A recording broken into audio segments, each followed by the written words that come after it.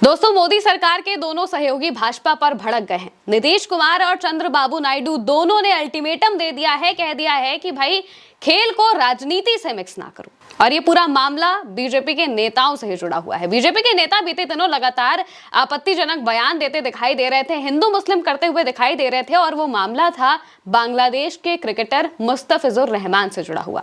IPL के mini auction होते हैं। इस मिनी ऑक्शन में केकेआर, जो कि शाहरुख खान जिससे कंपनी के ओनर हैं, जिससे फ्रेंचाइजी के ओनर हैं आईपीएल के लिए, केकेआर मुस्तफिजुर रहमान को उसमें ऑक्शन में खरीद लेती है। और इसके बाद लगातार जो बीजेपी के नेता हैं वो इस बात पर आपत्ति जताने लगते हैं, बयानबाजी करने लगते हैं, और यहां तक कि बीजेपी के नेता संगीत सोम ने शाहरुख खान को देशद्रोही तक बता दिया था। और बीजेपी के नेता आपत्ति इस बात पर जता रहे थे क्योंकि बांग्लादेश में लगातार हिंसाएं हो रही हैं और कई हिंदुओं को भी मारा जा रहा है। इसके खिलाफ में इस वजह से वो ऐसा चाह रहे थे कि बांग्लादेश के क्रिकेटर को खरीदा ना जाए। केकेआर उन्हें खरीदती है और उन्हें खरीदने के लिए होड़ मच जाती है क्योंकि वो बांग्लादेश के अच्छे बॉलर हैं। इनके अलावा भी कई प्लेयर्स ऑक्शन में थे, लेकिन खरीदा सिर्फ मुस्तफिजुर रहमान को जाता है। मुस्तफिजुर रहमान को केकेआर खरीदती है। सीएसके, दिल्ली कैपिटल्स और केकेआर, इन तीनों के बीच में ही ये पूरा ऑक्शन चल रहा होता है मुस्तफिजुर रहमान को लेने के लिए। यानी कि ये तीनों ही लगातार बोलियां लगा रही थी और आखिर में केकेआर मुस्तफिजुर रहमान को खरीद लेती है। जैसे ही वो खरीदती हैं तो बीजेपी के नेताओं के बयान आने शुरू हो जाते हैं। जो कट्टर लोग हैं, या फिर कहा जाए कि हिंदुत्ववादी जो संगठन है, उनकी तरफ से भी बयानबाजी की जाती है और इन सब में शाहरुख खान को लपेट लिया जाता है, या फिर शाहरुख खान को उल्टी सीधी बातें कही जाती है, उनके खिलाफ बयानबाजियां की जाती हैं और बीजेपी के नेता ये कह देते हैं कि शाहरुख खान तो देशद्रोही हैं। इस तरह की बातें की जाती है। और इस बात से जो चंद्रबाबू नायडू हैं और जो नीतीश कुमार हैं, इन दोनों के ही नेता काफी ज्यादा नाराज हो जाते हैं। दोनों की तरफ से ही बयानबाजियां की गई हैं और दोनों के नेता का एक ही कहना है कि भाई खेल को राजनीति से अलग रखिए, खेल और राजनीति को मिक्स ना करिए। जेडीयू के नेता है केसी त्यागी, उनकी तरफ से बयान दिया गया है। उन्होंने इस पूरे मामले पर बयान देते हुए कहा कि भाई खेल का राजनीति से कोई लेना देना नहीं है, लेकिन भारतीय उपमहाद्वीप में खासकर पाकिस्तान और बांग्लादेश के साथ स्थिति तनावपूर्ण है। पाकिस्तान सीमा पर आतंकवाद का दोषी है और बांग्लादेश में हिंदुओं के खिलाफ हुई घटनाओं से भारतीय समाज आक्रोशित है। इसका खेल भावना पर असर पड़ता है।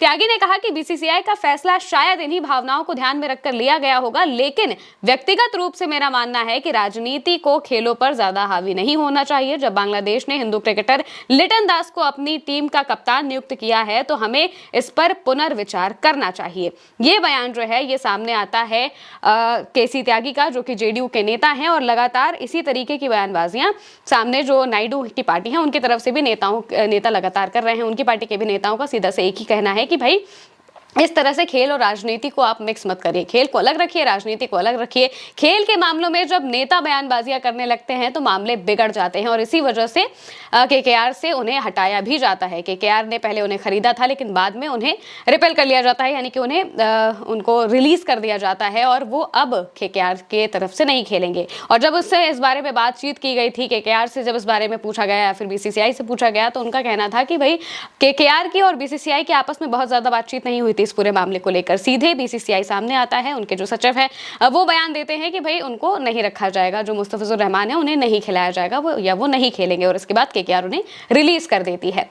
और कई रिपोर्ट्स में, मीडिया रिपोर्ट्स में यह भी कहा जा रहा है कि ऊपर से सीधे एक ऑर्डर आता है। अब ये ऊपर से ऑर्डर देने वाले कौन हैं इसका तो कुछ पता नहीं चल पा रहा है, लेकिन सवाल यही हो रहा है कि जहां एक तरफ बीजेपी के नेता इस तरीके की बयानबाजियां करने लगते हैं, वहीं दूसरी तरफ जब पूरा देश चाह रहा था कि भारत पाकिस्तान के साथ मैच ना खेले, फिर भी इस बात को टाला नहीं जाता है और पाकिस्तान के साथ मैच खेला जाता है, ऑपरेशन सिंदूर के बाद भी। और इसी वजह से जो लोग हैं वो लगातार नाराज भी हो रहे थे, लेकिन तब बीजेपी की सरकार कुछ नहीं करती है। लेकिन यहाँ पर मुस्तफिजुर रहमान के मामले में वो दखल देने लगती है और इसी वजह से खुद जो नरेंद्र मोदी सरकार के दो सहयोगी हैं, दो बड़े सहयोगी हैं, चंद्रबाबू नायडू और नीतीश कुमार, इन दोनों की पार्टियों के नेता जो हैं वो बयान देने लगे हैं और इस बात को कह रहे हैं कि भाई खेल को राजनीति से बिल्कुल अलग रखिए। और वहीं दूसरी तरफ बांग्लादेश से भी हमारे रिश्ते अब खराब होने लगे हैं, क्योंकि जैसे ही ये चीज होती है, मुस्तफिजुर रहमान को हटाया जाता है, तो बीसीबी की तरफ से भी एक स्टेटमेंट दिया जाता है और वो साफ तौर से इस बात को अपमानजनक कहते हैं कि ये बिल्कुल अपमानजनक फैसला है, इस तरीके की चीजें नहीं होनी चाहिए। और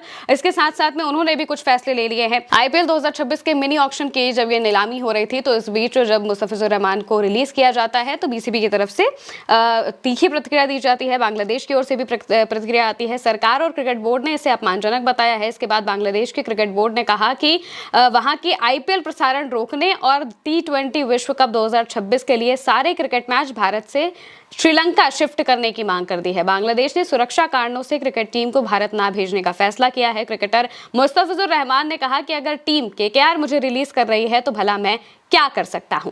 यानी कि अब बांग्लादेश में आईपीएल का प्रसारण नहीं होगा और इसके साथ साथ में जो आने वाले वक्त में वर्ल्ड कप होने वाला था, उस वर्ल्ड कप में जो बांग्लादेश के मैच हैं वो भारत में ना होकर श्रीलंका में खेले जाएंगे, क्योंकि बांग्लादेश भारत नहीं आना चाहेगा। वहीं दूसरी तरफ आपने देखा होगा कि जब इससे पहले 2023 में वर्ल्ड कप होता है तो पाकिस्तान के खिलाड़ी यहाँ पर आते हैं, उन्हें बुलाया जाता है और बाकायदा बहुत अच्छे से उनका स्वागत भी होता है। लेकिन वहीं दूसरी तरफ अब लगातार बांग्लादेश के साथ भी रिश्ते खराब होने लगे हैं और इन्हीं सब कारणों की वजह से ये जो सहयोगी पार्टियां हैं वो भी नाखुश दिखाई दे रही हैं, क्योंकि कहीं ना कहीं इसका असर सब पर पड़ता है। और इसी वजह से उन्होंने साफ कह दिया है कि भाई खेल को राजनीति से आप अलग रखिए, इस तरह से आप मत करिए वरना चीजें बिगड़ती चली जाएंगी। अब इस तरीके का बयान जैसे ही सामने आया है तो जाहिर सी बात है कि मोदी सरकार को थोड़ी बहुत टेंशन तो जरूर होगी। हालांकि ये देखना होगा कि और जो मामले हैं इन सब पर क्या होता है। फिलहाल के लिए मेरे साथ इस खबर में इतना ही। आप देखते रहिए उल्टा चश्मा यूसी।